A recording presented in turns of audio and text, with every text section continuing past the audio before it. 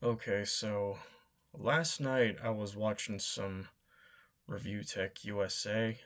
In fact, I may go back and watch this video after I talk about this. I remember many years ago, like back in 2012 to 2013, let's say, I sold my Xbox 360, which in retrospect was very regrettable.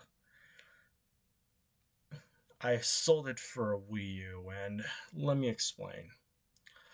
At that time, I was very big on Nintendo, I and I kind of liked the Wii a bit. I I wasn't necessarily a big fan of it, but I did enjoy playing Ben 10 Protective Earth on there. I played TMNT, Cooking Mama. I played Crash of the Titans, and I I wasn't a big fan of it, but I also played a little bit of Madden. But that was just a football phase back then. But anyway, uh, so I wanted the Wii U so badly, and I I want to get it in exchange for my Xbox 360, and I needed I needed to sell it to someone in order to get it since my mom refused to get it for me at the time because, well, like any other family, we usually wait until either birthdays or Christmas to get the big shit. So I wanted it so badly that I sold my Xbox 360 to my cousin, and I got some money for it, and it was enough for me to get the Wii U. Now, at the time, I actually did enjoy the Wii U for a little bit, regardless of how flawed it was. Like the gamepad, I mean, it was pretty good for what it was at the time since tablets were pretty big back then. But it it had its own fair share of problems. Like when I was playing Star Fox Zero, I actually had to look down in order to aim properly, and I had to look up at the TV again, and I had to look down at the pad, then I look up at the TV, and I had to look down at the pad, TV pad. You get the picture, right? Well, some games don't include the option to play how you want to. Well, at least for Star Fox Zero, anyway. And there were a couple good ones. Like I did play Bayonetta 2 at least once, which in retrospect I kind of liked Devil May Cry a lot more back then. And I also I think I also played a lot of Smash on the Wii U, which it's pretty good, but it's not as good as Melee to be quite honest. But here's the thing. I mean, while I did enjoy the Wii for what it was, it just wasn't it. I mean, the only thing that the Wii U had anything going for it was be the HDMI version for the original Wii, which was pretty much the GameCube that got overclocked, and you have to use a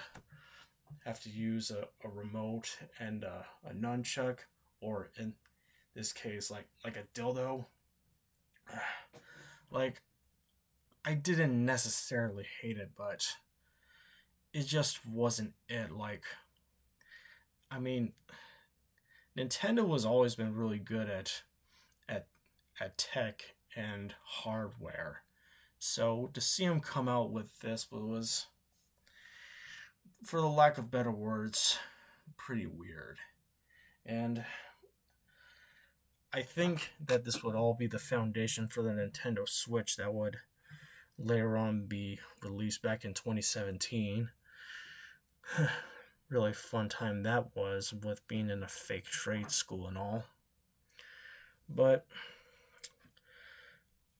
I I I'm of the belief that, I mean, while the Wii U had its faults, I did have some good times on it, even if most of those good times were short lived.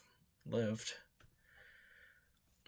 It it was just a failure. Like, it just wasn't what Nintendo was looking for, and after the Switch came out, the Wii U was just shelved immediately, and I don't blame Nintendo for that. I mean, it was pretty much the prototype for the Nintendo Switch, and to this day, I still regret selling my Xbox 360 for it. Like, I had so much fun playing Gears of War on it. I remember playing Asura's Wrath on there. I played some of the I played the Devil May Cry HD collection on there, at least a bit of it. I uh, I also play the Batman Arkham games. The Xbox 360 was something else back then, and after the 360, I just pretty much fell off with Xbox. Which, to be fair, I mean, I was always more of a PlayStation guy back then, and Nintendo was kind of secondary to that rule there. But speaking of Nintendo, and among other things, I actually got some goodies. I got this cool Sekiro art book from Kotobukiya, and I got uh, Star Fox Adventures from Super Potato. It was upside down. But I also saw Star Fox Assault there last weekend, but it was already sold out, and I am gonna try and check to see if they have another cop, if they have more in stock, but I don't really know. But if not, I'll try searching on eBay, and I don't really know how I'll be able to play this without a Japanese GameCube, but where there's a will, there's a way. And I actually plan on getting some. I plan on getting the component cables for it. Yeah, I'm gonna play them in high def. Yeah. So that was pretty much my own story. Yeah, the Wii U video from Review Tech USA, and Richard, if you see this video, I'm a big fan of yours. I know that you fell off a year back, but I know you're doing fine now, and I love your content, man. Hope we see each other someday. But anyway, if you've got any stories of your own regarding anything that's related to Nintendo or Microsoft or all of the above, be sure to share with me in the comments section down below. Anyway, be sure to like, comment, and subscribe. I'll see you later.